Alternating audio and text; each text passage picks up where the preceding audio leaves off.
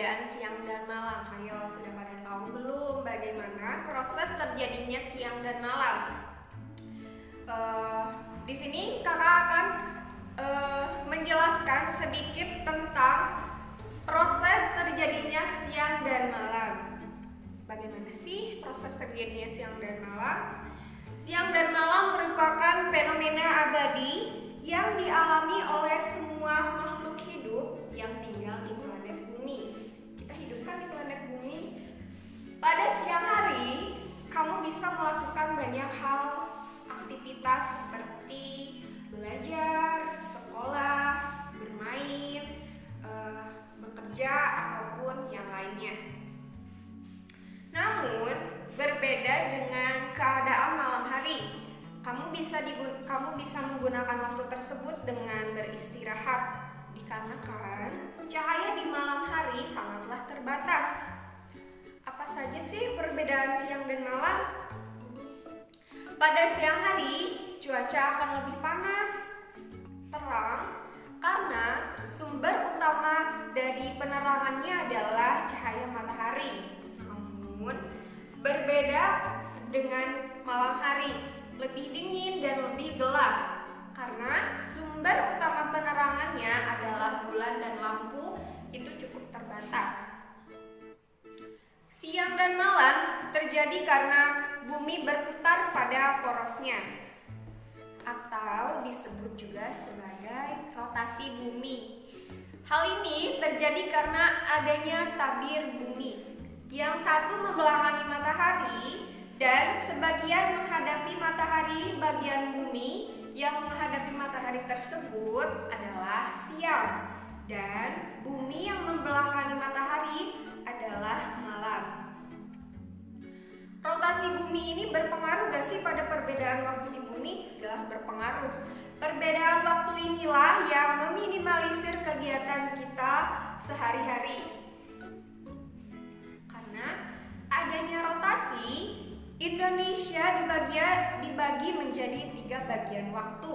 Yang pertama yaitu waktu Indonesia Barat atau yang disebut sebagai WIB, dan yang kedua waktu Indonesia Tengah atau yang disebut dengan WITA, dan yang ketiga adalah waktu Indonesia Timur atau disebut dengan WIT.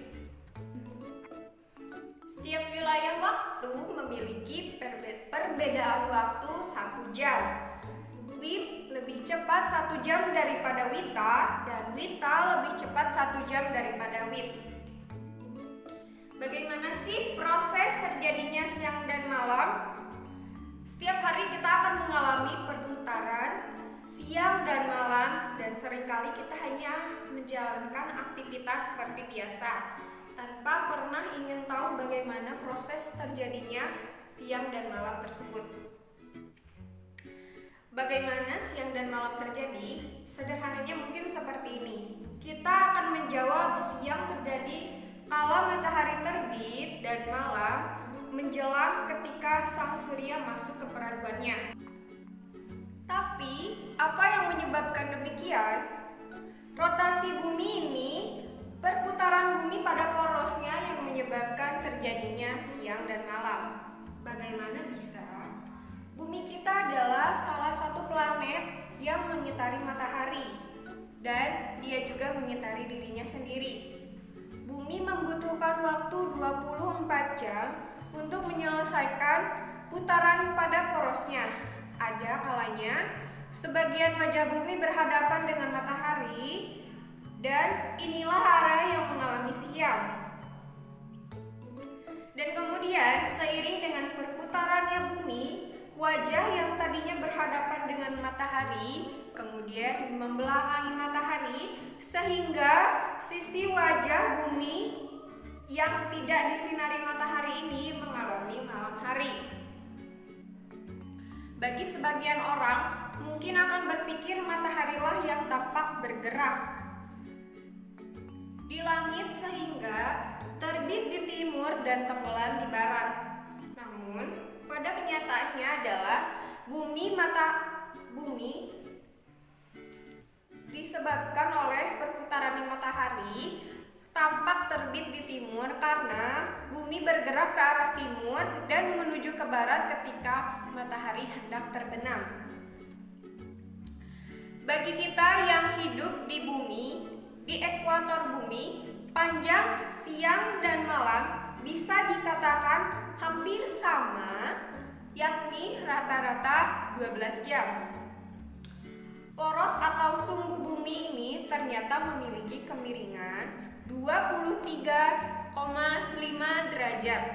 Sudut kemiringan tersebut dihitung dari perpotongan bidang ekuatorial bumi dan bidang orbit bumi terhadap matahari. Kemiringan poros bumi ini juga memberi pengaruh pada musim dan menyebabkan terjadinya musim panas, musim dingin, dan musim semi. Ketika bumi bergerak mengelilingi matahari, porosnya ini akan mengarah ke titik yang sama di angkasa. Di pola langit, titik itu berada di dekat dengan Polaris di bintang utara. Artinya, akan ada saat di mana salah satu belahan bumi yang 23,5 derajat lebih dekat ke matahari atau lebih jauh dari matahari.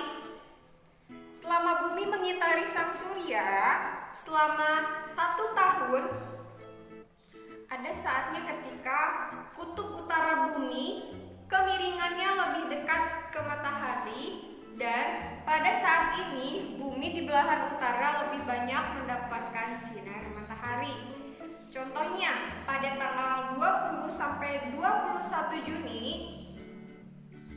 merupakan titik balik musim panas atau yang menandai awal musim panas di belahan bumi utara sekaligus siang terpanjang di belahan utara.